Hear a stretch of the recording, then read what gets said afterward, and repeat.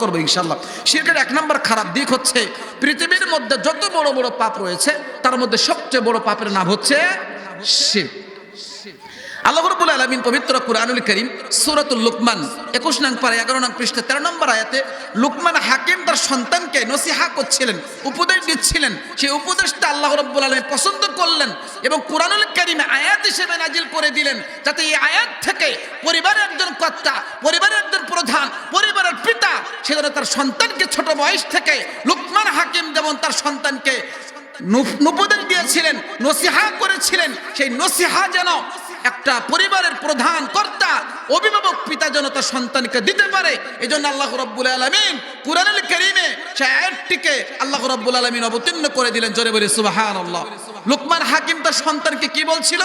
ইয়া বুনাইয়া লা তুশরিক বিল্লাহ, হে আমার নয়নের পুত্রের কলিজার টুকরা, আদরের সন্তান শুনে নাও, লা তুশরিক বিল্লাহ, খবরদার খবরদার তুমি আল্লাহর সাথে অংশীদারি স্থাপন করবে না। নিশ্চয়ই ইন্নাশ শিরকা লাযুলমুন আযীম, নিশ্চয় শিরক হচ্ছে সবচেয়ে বড় জুলুম, নিশ্চয় শিরক হচ্ছে সবচেয়ে বড় অপরাধ।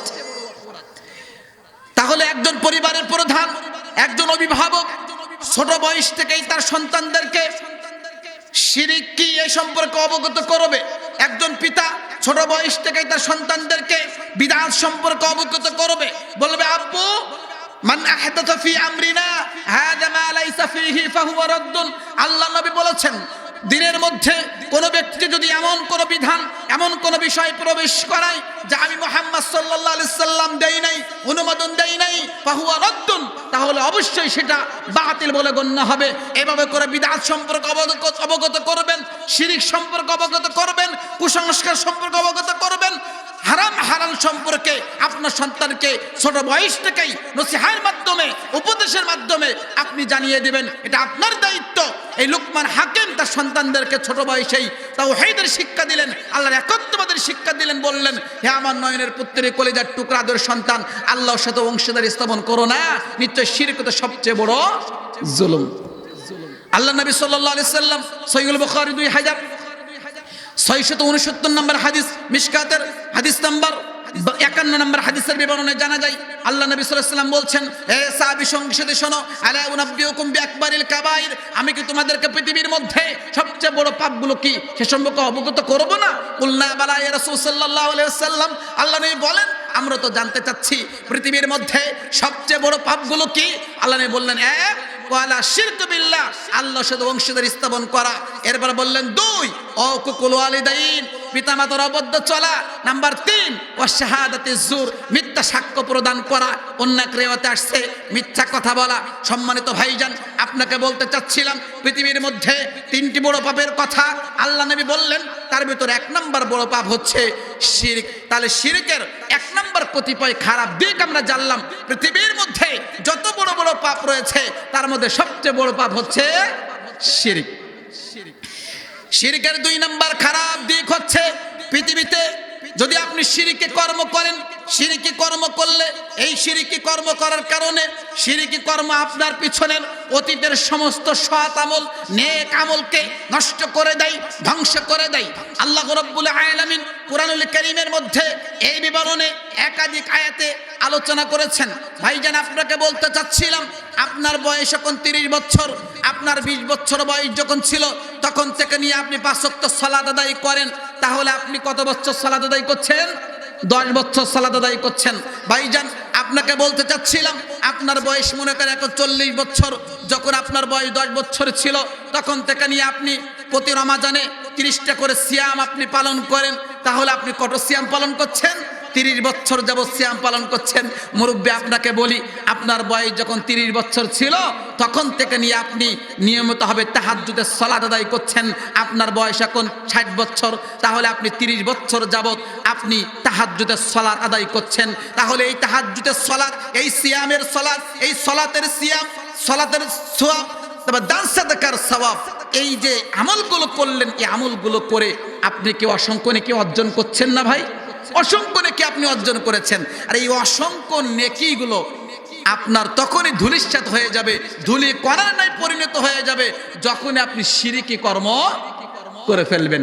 আল্লাহ রাব্বুল আলামিন এই কথাই বলছেন, ওয়ালাউ আশরাকু লাহাবিতু আনহুম মা কানু ইয়ামালুন। হে নবী, আপনি মানুষদেরকে অবগত করে দিন, নিশ্চয়ই তারা যদি আমার সাথে অংশীদারি স্থাপন করে, নিশ্চয়ই তারা যদি আমার সাথে শিরকি কর্ম করে, তাহলে নিশ্চয়ই আমি আল্লাহ রাব্বুল আলামিন তাদের পিছনের যাবতীয় সৎ আমল, নেক আমলগুলোকে আমি আল্লাহ রাব্বুল আলামিন ধ্বংস করে দিব, নষ্ট করে দিব, বরবাদ করে দিব। জোরে বলে নাউজুবিল্লাহ।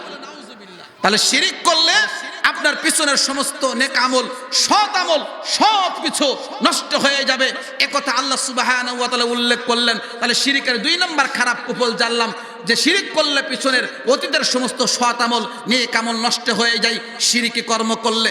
নাম্বার 3, শিরিকি কর্ম করলে কিয়ামতের মাঠে রাসূল সাল্লাল্লাহু আলাইহি ওয়াসাল্লামের শাফাআত থেকে আপনি বঞ্চিত হয়ে যাবেন। রাসূল সাল্লাল্লাহু আলাইহি ওয়াসাল্লামের শাফাআত আপনার ভাগ্যে জুড়বে না। বিচারে কাঠগড়া বড় জটিল, বিচারে কাঠগড়া বড় কঠিন। যেদিন পরিস্থিতিটা অত্যন্ত ভয়ানক হবে, অত্যন্ত বেদনাদায়ক হবে, যেদিন একজন গর্ভধারিণী মা তার সন্তানকে গর্ভপাত করে ফেলবে, কিয়ামতের মাঠে ভাই ভাই থেকে পলায়ন করবে, মা তার সন্তানদের থেকে পলায়ন করবে। কিয়ামতের মাঠে মানুষের পরনে জুতা স্যান্ডেল থাকবে না, মানুষের পরনে আপনার কাপড় থাকবে না, খতনা দেওয়া থাকবে না। একটা কঠিন পরিস্থিতির মধ্যে মানুষ দিন অতিবাহিত করবে ভাইজান। তাহলে এই পরিস্থিতিতে আপনার আমার পক্ষে কেউ শাফাআত করুক, এটাকে আমরা চাই না? আমরা চাই। তাহলে এই কঠিন পরিস্থিতিতে রাসূল মুহাম্মদ সাল্লাল্লাহু আলাইহি ওয়াসাল্লাম আপনার আমার পক্ষে শাফাআত করবে যদি আমরা নির্ভেজাল তাওহীদের প্রতিষ্ঠিত থাকতে পারি, শিরিক মুক্ত জীবন যাপন করতে পারি, তাহলে রাসূল সাল্লাল্লাহু আলাইহি সাল্লাম আপনার আমার জন্য শাফাআত করবেন। কিন্তু শিরিকি কর্ম করে যদি মারা যায়, তাহলে রাসূল সাল্লাল্লাহু আলাইহি সাল্লাম আপনার আমার জন্য কাল কিয়ামতের মাঠে শাফাআত করবে না। কাল কিয়ামতের মাঠে আপনার আমার জন্য আল্লাহ রাব্বুল আলামিনের নিকটে সুপারিশ করবে না। এই জন্য আমাদেরকে শিরিক মুক্ত জীবন যাপন করার চেষ্টা করতে হবে ভাইজান। তাহলে শিরিকের 3 নম্বর খারাপ কুফল আমরা জানলাম। শিরিকি কর্ম যদি আমরা করে ফেলি, তাহলে শিরিকি কর্ম করার কারণে রাসূল সাল্লাল্লাহু আলাইহি সাল্লাম কাল কিয়ামতের মাঠে আপনার আমার জন্য শাফাআত করবে না। এই শাফাআত থেকে আমরা বঞ্চিত হয়ে যাব। এজন্য আপনাদেরকে উদাত্ত হওয়া জানাবো, শিরিক মুক্ত জীবন যাপন করুন। আল্লাহ আমাদের তৌফিক দান করুন। সকলে বলি আল্লাহুম্মা আমিন। সময় যেহেতু স্বল্পতা, আর 2টা পয়েন্ট আমরা বলে আলোচনা শেষের দিকে নিয়ে চলে যাচ্ছি। এরপরে নাম্বার 4, শিরিকের 4 নম্বর খারাপ কুফল হচ্ছে শিরিক ক্ষমার অযোগ্য একটি অপরাধ। শিরিক কি ভাই? ক্ষমার অযোগ্য একটি অপরাধ। আপনি দুনিয়াবী জীবনে সৎকর্ম করছেন, ভালো কর্ম করছেন, আবার দেখা যাচ্ছে শয়তানের কুমন্ত্রণায় পড়ে, ওয়াসওয়াসায় পড়ে অনেক ক্ষেত্রে খারাপ কাজ আপনার দ্বারা হয়ে যায়। এখন খারাপ কাজ হয়ে গেছে, কিন্তু খারাপ কাজটা এমন খারাপ কাজ, সেটা হচ্ছে শিরিকি কর্ম। সেটা কি ভাই? শিরিকি কর্ম করে ফেলেছেন। আপনি যে শিরিকি কর্ম করলেন, শিরিকি কর্ম করার পরে আপনি তাওবা না করে যদি মারা যান, তাহলে আপনার ঠিকানা হচ্ছে কোথায়? জাহান্নাম। কিন্তু যদি শিরিকি কর্ম না করে আপনার হালকা পাপ হয়েছে, শিরিকি কর্ম নাই, আল্লাহ ইচ্ছা করলে আপনার ওই সমস্ত পাপগুলোকে ক্ষমা করে দিতে পারেন। জোরে বলি সুবহানাল্লাহ। আল্লাহ বলছেন সূরাতুন নিসা 5 নং পারা 16 নং পৃষ্ঠার 116 নম্বর আয়াতের ভিতরে বলছেন, ইন্নাল্লাহা লা ইয়াগফিরু আন ইউশরাকা বিহি ওয়া ইয়াগফিরু মা দুনা যালিকা লিমান ইয়াশা।